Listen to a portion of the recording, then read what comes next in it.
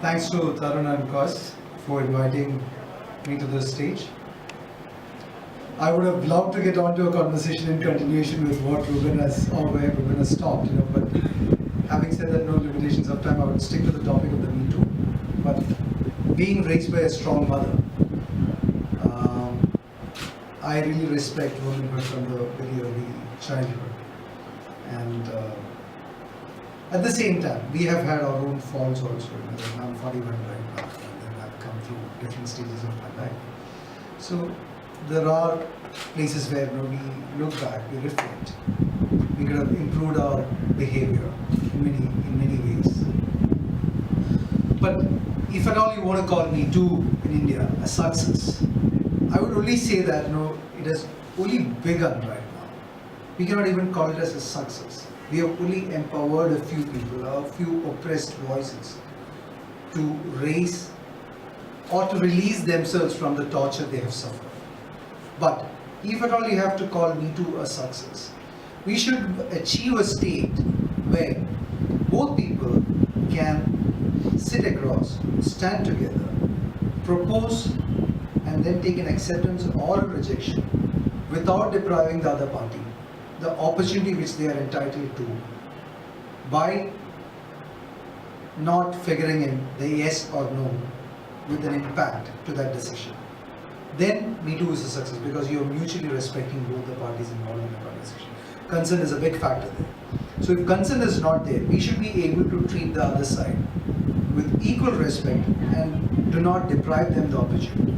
What has happened in Me Too and what's where the criticism is coming is fairly because a lot of people at that point of time, from instance time also, the allegations came, has made their careers out of it. But then after reaching a certain level of Maslow's hierarchy, where they are realizing themselves, they have gained the courage to come out and say that. But then always the naysayers will say that they have also achieved everything and now they are coming out and saying. But then this movement, as what Ruben said, I agree with him on that particular aspect, that we should be able to help build awareness from the very high school days to the children, because that's where you can start prevention, because you need to get them learn about how respect has to be done. Just like how we train them to go to the toilets in the early days. When they grow up in their age, they should be taught on how to respect the other side of it, and how to respect a no, how to respect a disagreement. And even when you disagree, you can still be together with respect to both sides. That is missing. That is missing in the society. There is also another part. The another part is about the one who is doing the torture.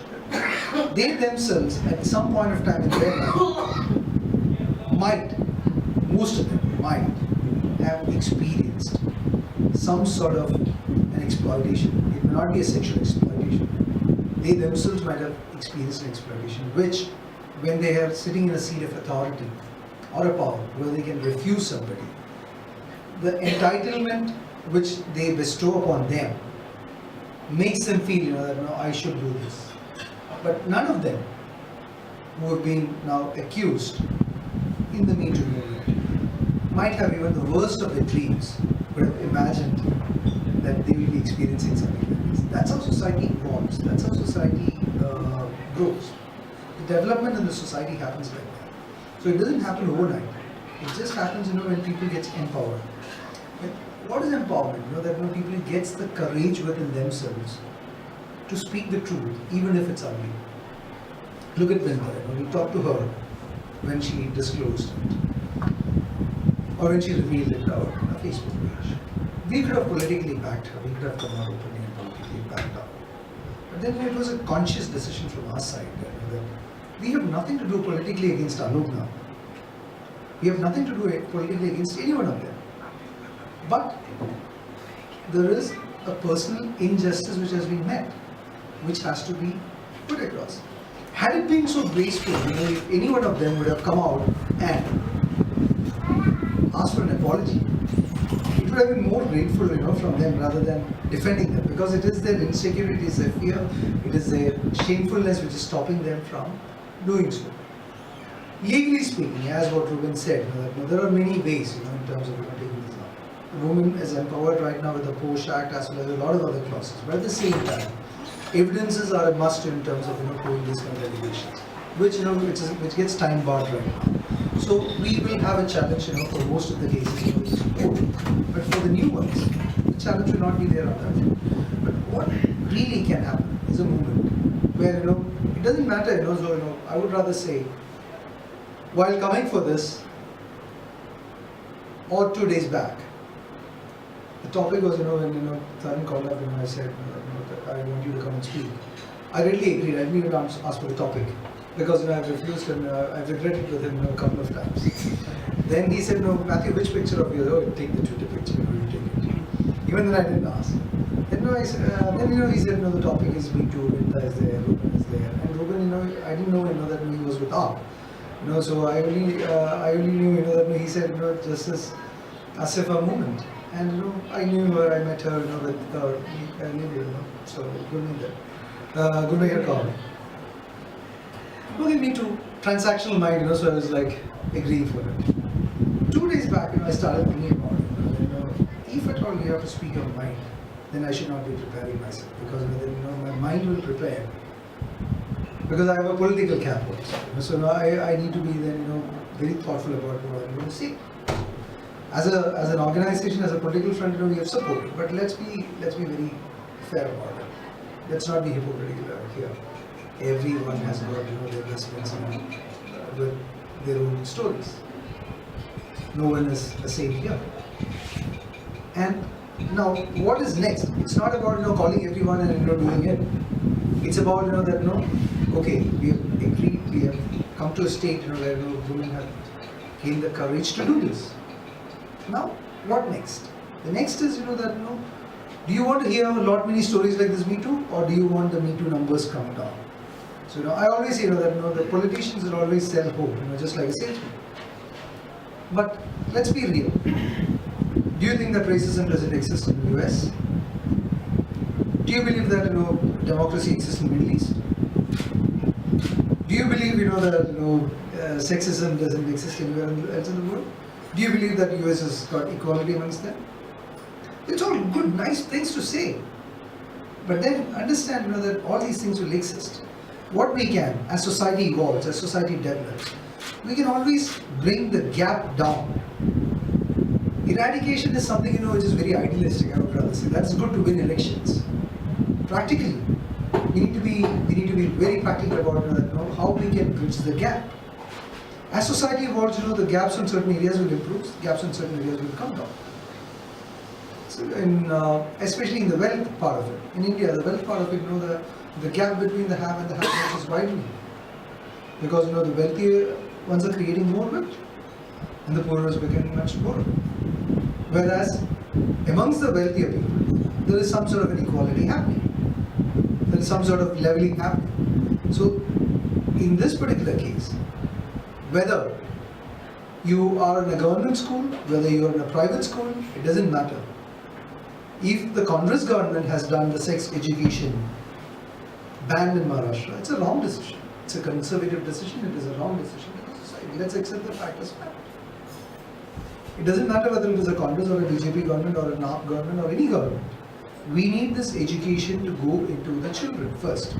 The next level of education to go into the college. And in the professional area, what is happening right now is the fear psychosis. Fear doesn't give you respect. Fear only brings distance. Respect needs to be mutually agreed upon. That should be the message which all political parties across working towards to.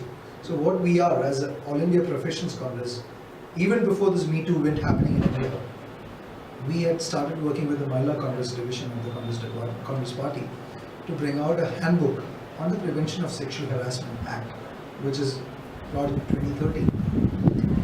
To print out a book which is coming from the legal side of it and sending it to across the working class women, just to show how they can protect, not only the women, the men too, on how they can prevent such kind of situations in the office environments.